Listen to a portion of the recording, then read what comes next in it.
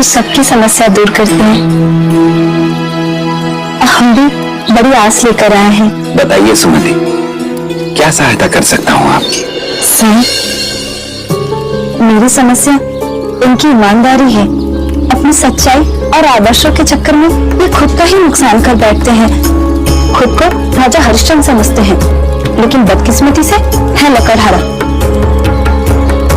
इस रोजगार में हमारी आमदनी नहीं होती थी, इसलिए बीच में हमने सोचा कि क्यों ना गाय खरीद ली जाए। दूध बेचकर कुछ पैसे कमाए जाएंगे। कर्ज लेकर गाय ले ली, लेकिन हमारी बदनसीबी, वो बीमार गाय थी। वो गाय तो चल बसी, लेकिन अब हालात ऐसी है, जो थोड़ी बहुत कमाई होती है वो भी साहूकार की किस्त में चली जाती है। मुझसे क्या अपेक्षा है? साईं, मेरे पति को दुनियादारी की समझ की जरूरत है। इन्हें होशियार बना दीजिए। इस संसार में जहाँ लोग कुछ भी करके पैसा कमाते हैं, दूसरे को धोखा देकर, झूठ बोलकर, फरेब करके, जैसे हमें बीमार गाय बेचकर उस धूर्तले की। आजकल ऐसे ही लोग फलते फूलते हैं। लेकिन सबको अपने कर्मों का फल भुगतना ही होता है। साईं, मैं कौन सा इन्हें चोरी करने के लिए कह रही हूँ, मगर इस संसार में जीने लायक तो अकल होनी चाहिए। दूसरे लकड़हारे पीपल की लकड़ी को सागवान और शीशम की बताकर बेच देते हैं, लेकिन ये सारा दिन जंगल में खाद छानते रहते हैं, भटकते रहते हैं कि कहीं सूखी लकड़ी मिले, और इस चक्कर में इन्हें कम लकड़ियां मिलती हैं। और तो और बढ़े को लकड़ी लेंगे तो वो भी अच्छी किस्म की, ताकि जो भी सामान बने टिकाऊ बने। इतना क्या सोचना, सामान खराब होगा तो उनका होगा, वो दोबारा बनवाएंगे और फिर लकड़ी लगेगी, और फिर अपनी ही आमदनी बढ़ेगी ना। दत्ताराम जी अच्छी लकड़ी लाकर देते हैं, इसीलिए सारे बढ़ई इन पर भरोसा करते हैं, आंख मूंद कर विश्वास करते हैं इन पर। और मैं तो ईमानदारी और मेहनत का ही समर्थक हूं, इसलिए इन्हीं की बात कहूंगा। उससे क्या फायदा हुआ साईं? ये इतने सालों से मेहनत कर रही हैं। अगर इन्हें कड़ी मेहनत का फल मिला होता तो अब तक हम लोग समृद्ध हो चुके होते। और वो बढ़े मेरे पति पर भरोसा करते हैं, लेकिन उस भरोसे का क्या? उस भरोसे के अतिरिक्त पैसे तो नहीं देता ना। फिर किस काम की है ये ईमानदारी? बीज से फल की यात्रा में समय तो लगता ही है। श्रद्धा और सबूरी रखिए, समय आने पर सब ठीक हो जाएगा। साईं ने भी मेरी मदद नहीं की। आहा, ये किसकी थैली है? अपनी तो नहीं है। खोल के देखती हूँ। नहीं, ये किसी और की अमानत है। इसे खोल के देखने का भी हक हमें नहीं है। हे भगवान, साईं, कहीं साईं ने तो मदद नहीं भेजी। मैंने सुना है उनकी मदद करने के ढंग बहुत निराले हैं। नहीं, फिर भी नहीं। अगर साईं ने मदद भेजी है तो पहले चल के उनसे पूछ लेते हैं, फिर खोलना। चलो साईं के पास। नहीं, मैंने तो नहीं भेजी है। वैसे है क्या इसमें? क्या पता क्या है इसमें। ये राजा हरिश्चंद्र तो दूसरों की अमानत खोल के देखने में भी गुनाह समझते हैं, जैसे देखने से ही चोरी का पाप कर लेंगे। पर किसी और की वस्तु पर नजर डालना भी तो चोरी के बराबर ही है। दत्ताराम जी, क्या सच में मन नहीं करता खोलकर देखने का? हो सकता है इसमें पैसे हों, जिससे आप अपना कर्ज चुकाकर आराम की जिंदगी बिता सकें। आपकी बात सच हो सकती है साईं, पर यह थैली हमारी नहीं है, इसलिए मुझे कोई अधिकार नहीं कि मैं इसकी जांच करूं और देखूं कि इसके अंदर क्या है। साईं, क्या आप इस थैली के मालिक का पता लगा सकते हैं? मैं कोशिश करूंगा, पर तब तक आप इसे अपने पास ही रखिए, क्योंकि आपने इसे पाया है। जैसे ही इसका मालिक मिल जाएगा उसे अपने हाथों से सौंप दीजिएगा। जैसा आप उचित समझे साईं। राम जी भला करें। दत्ताराम जी, जी साईं। अगर आपके मन में इस थैली को खोलकर देखने का लालच आ गया तो मुझे अपने पे इतना विश्वास तो है साईं कि ये अमानत जिस किसी की भी है उसके मिलने तक ये मेरे पास सुरक्षित है। राम जी भला करें। मन में साईं, इसे आप अपने पास ही रखिए।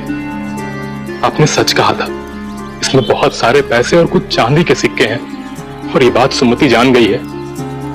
अब ये थैली हमारे घर में बिल्कुल सुरक्षित नहीं है। फिर मैं इसे अपने पास कैसे रख सकता हूं? और इसे सुरक्षित रखने के लिए यहां द्वारका माई में तो दीवारें तक नहीं है। और उससे भी महत्वपूर्ण बात यह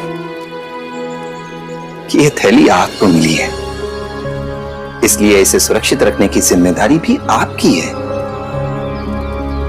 पर हां, एक बात याद रहे, इसके असली मालिक के मिलने तक इसमें से एक भी सिक्का कम नहीं होना चाहिए।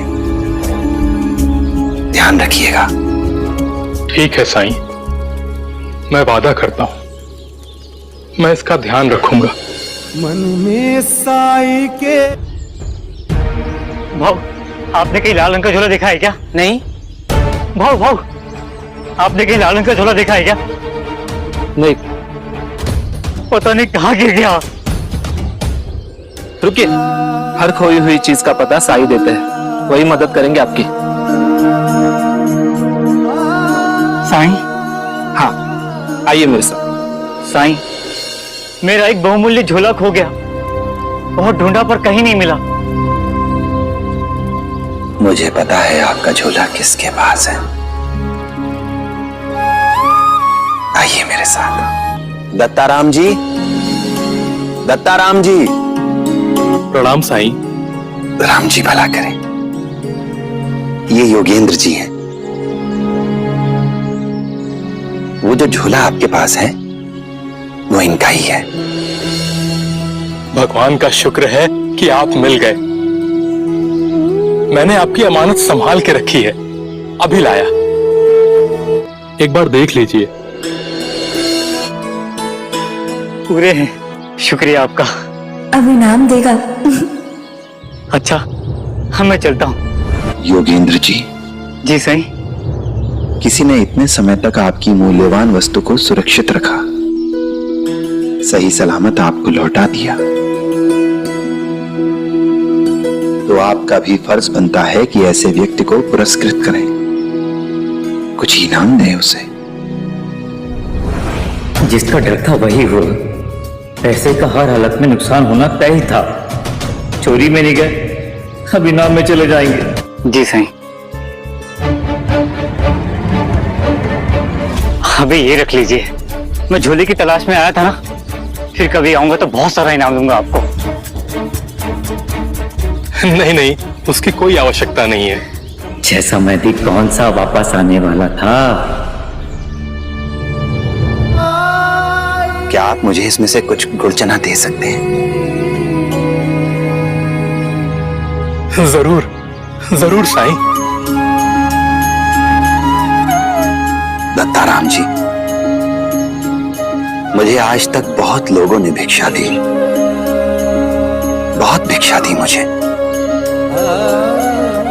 पर आपने जो दिया है वो उसमें सबसे बेहतर है, सर्वश्रेष्ठ है ये। मैं तृप्त हुआ। आपकी ईमानदारी और दरिया दिली को देखकर मैं भी आपको कुछ देना चाहता हूं, लेकिन नियति देखिए, मेरे पास भी इस चने और गुड़ के अलावा और कुछ नहीं है जो कि आपने मुझे दिया है। साईं, आपके हाथ से जो भी मिले वो मेरे लिए खजाना है।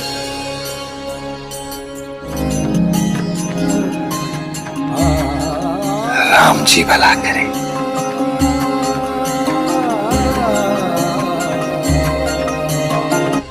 साईं, साईं, मैंने जो गुड़ चने दत्ताराम को दिए, आपने उन्हीं से लेकर उन्हीं को वापस दे दिए। क्योंकि उपहार से ज्यादा महत्वपूर्ण होती है उपहार देने वाले की भावना। मेरी और आपकी भावना अलग अलग है। हालांकि आपके पास धन था, आप चाहते तो इसका कुछ हिस्सा दत्ताराम जी को उपहार स्वरूप दे सकते थे, पर नहीं दिया आपने। आपने उन्हें वो गुड़ चने दिए जो आपके लिए बेकार थे। आपने उन्हें गुड़ चने उनसे पीछा छुड़ाने के लिए दिए थे, और मैंने दत्ताराम जी की ईमानदारी, उनकी दरिया दिली की सराहना के लिए। और मुझे पूरा विश्वास है कि वो गुड़ चने जितने कीमती मेरे लिए थे, उतने ही कीमती उनके लिए भी होंगे। लेकिन साईं, गुड़ चने ही तो थे। आपके विश्वास से भी गुड़ चने ही रहेंगे। अगर विश्वास हो तो पत्थर भी भगवान बन जाता है। आपके पास धन, संपत्ति, ऐश्वर्य भले ही हो, लेकिन जो अनमोल चीज दत्ताराम जी के पास है, वो आपके पास नहीं है। अनमोल चीज? ऐसा क्या है दत्ताराम के पास जो मेरे पास नहीं है? क्या हुआ? कुछ रह गया क्या? जी नहीं, मैं यहाँ इसलिए आया हूँ क्योंकि साईं ने कहा है कि आपके पास कुछ ऐसा है जो मेरे पास नहीं है। मैं बस एक बार उस अनमोल चीज को देखना चाहता हूँ। साईं ने ऐसा कहा? पर मेरे पास तो ऐसा कुछ भी नहीं है। साईं का कहा सच के सिवा कुछ नहीं हो सकता। इसमें क्या है?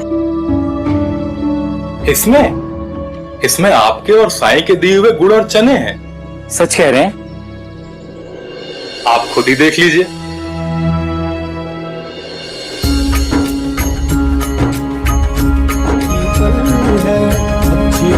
क्या हुआ? साईं, ये साईं की कृपा है, उनका चमत्कार है ये।